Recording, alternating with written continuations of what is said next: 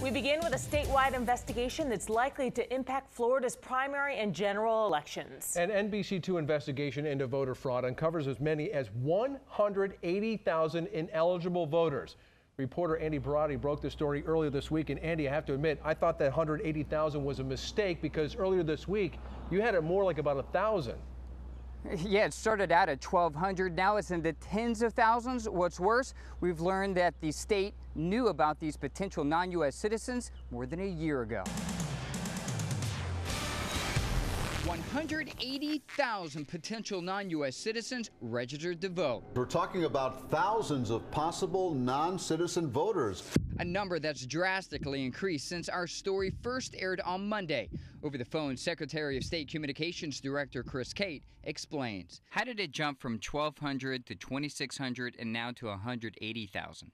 The number 180,000 was a starting point. This is a number that we captured when we've been working with Highway Safety, their database, and our database.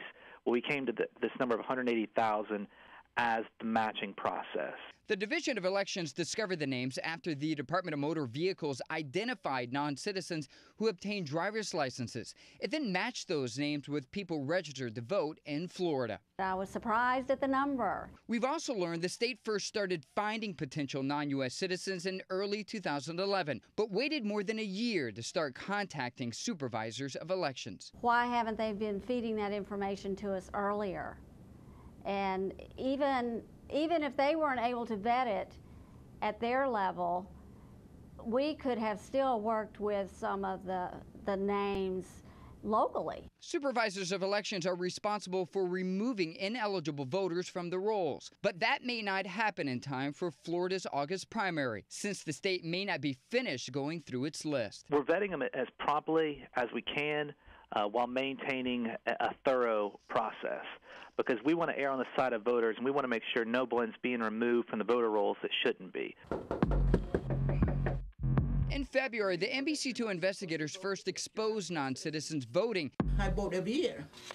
After re-reviewed jury excusal forms in Lee and Collier counties. Collier County Supervisor of Elections Jennifer Edwards suspects that investigation forced the state to act. I do believe that your action that you took using the juror notice cards and then comparing that information to the state registration roll, that you did. You got their attention.